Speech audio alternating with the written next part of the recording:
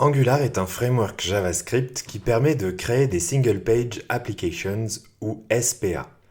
Dans cette recette, nous allons voir ce qu'est une SPA et pour quel type d'application Angular est adapté ou pas.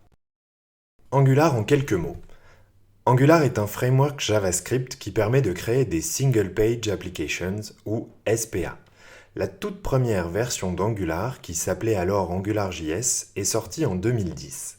Elle a été créée par Miško Evry qui a décidé de publier le code du framework en open source. Peu de temps après, Google a embauché Miško et a investi de grosses ressources derrière le framework dont la popularité a explosé à partir de 2012. Les applications Angular sont en grande majorité codées en TypeScript, même si d'autres langages sont supportés comme Dart. Ces langages sont convertis en JavaScript avant l'exécution, le mot officiel est transpilé, pour permettre aux applications Angular de s'exécuter dans tous les navigateurs Internet. Les trois caractéristiques d'une SPA. Premièrement, une SPA s'exécute côté client. Une SPA consiste essentiellement en du code JavaScript.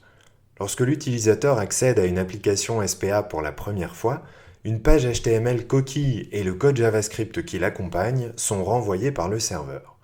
Ensuite, tout le code s'exécute dans le navigateur de l'utilisateur, qu'on appelle le client. Deuxième caractéristique, une SPA a un rafraîchissement partiel. Contrairement à un site web classique où chaque navigation déclenche le chargement d'une toute nouvelle page, une SPA charge une page initiale une bonne fois pour toutes, puis les actions de l'utilisateur déclenchent des rafraîchissements partiels de l'interface. C'est de là que vient le terme single page. Une seule page est chargée initialement. Troisième caractéristique, les accès serveurs se font via HTTP. Une SPA représente en réalité la partie front-end d'une application, c'est-à-dire essentiellement son interface. Pour certaines tâches, la SPA est obligée de s'appuyer sur un serveur, par exemple pour lire ou écrire des données dans une base de données, ou pour réaliser des tâches complexes qui ne sont pas supportées par le client, comme convertir une vidéo dans un autre format. La SPA communique avec le serveur via des requêtes HTTP envoyées à un web service. Ces trois caractéristiques font qu'Angular est plus adapté pour certains types de projets que pour d'autres, voyons lesquels. Angular est particulièrement adapté pour les types de projets suivants. Les applications web. C'est le cas d'usage le plus répandu. L'application occupe l'intégralité de la page et elle n'est accessible qu'aux utilisateurs identifiés. Vous avez sûrement déjà utilisé des applis web de ce type, applis de gestion de compte bancaire, applis de CRM ou générateur de formulaires. Angular est bien adapté à ce cas de figure car il permet de créer une interface complexe et réactive qui se rapproche d'une application de bureau. Angular est bien adapté pour les mini-sites e-commerce. Un mini-site e-commerce est un site web public qui consiste en quelques pages de présentation des produits en vente, un panier et un mécanisme d'achat en ligne. Ce genre de site est finalement une mini-application web et là encore l'utilisation d'Angular permet d'avoir une interface très réactive. Enfin, Angular est particulièrement adapté à la création de tableaux de bord.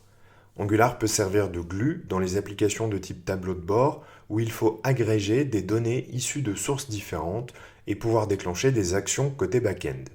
L'architecture par composants d'Angular est bien adaptée à ce type d'interface où l'on imbrique plusieurs widgets dans une page unique. Attention, cela dit, Angular n'est pas la solution idéale pour tous les types de projets. Voici quelques exemples où il existe sûrement de meilleures solutions qu'Angular. Angular n'est pas très adapté aux sites de contenu. Pour les sites de contenu, le référencement est un point essentiel. En anglais, on parle de SEO ou Search Engine Optimization pour désigner toutes les techniques qui améliorent le référencement d'un site par les moteurs de recherche. Comme les sites Angular sont générés en JavaScript directement dans le navigateur du client, cela a deux impacts très négatifs sur le référencement. Certains moteurs de recherche ne parviennent pas à exécuter les sites générés en JavaScript, et donc ils ne peuvent pas les indexer. Le deuxième impact négatif, c'est que quand une page d'un site JavaScript est partagée sur un réseau social, comme Twitter ou Facebook, un robot tente de récupérer les infos associées à cette page, son titre, sa description, pour les inclure dans le partage. Comme ces robots n'exécutent pas le JavaScript, ils récupèrent une page vide, ce qui est très pénalisant pour sa diffusion sur les réseaux sociaux. Deuxièmement, Angular n'est pas très adapté pour les petits widgets dynamiques. Angular a été conçu pour contrôler l'ensemble de la page web, ce qui le rend idéal pour créer des applications en pleine page. En revanche, si vous avez juste besoin de créer une petite zone dynamique dans une page web, on appelle souvent ça un widget, Angular est déconseillé, car vous allez devoir charger tout le framework juste pour ce petit widget. De plus, ce petit widget sera complètement isolé du reste de la page, il ne pourra pas y accéder ni la modifier. Enfin, Angular n'est pas adapté à la création d'applications mobiles natives. Rappelez-vous qu'une appli Angular consiste en du code JavaScript qui s'exécute dans un navigateur web. Vous pouvez donc utiliser Angular pour créer un site web responsive ou une progressive web app, mais pas pour créer une véritable application mobile native qui s'exécute directement dans le smartphone de l'utilisateur.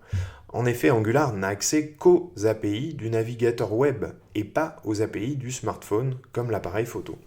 Si vous voulez packager une appli Angular comme une appli mobile native ou hybride, vous devez utiliser en plus d'Angular un framework comme Ionic ou NativeScript.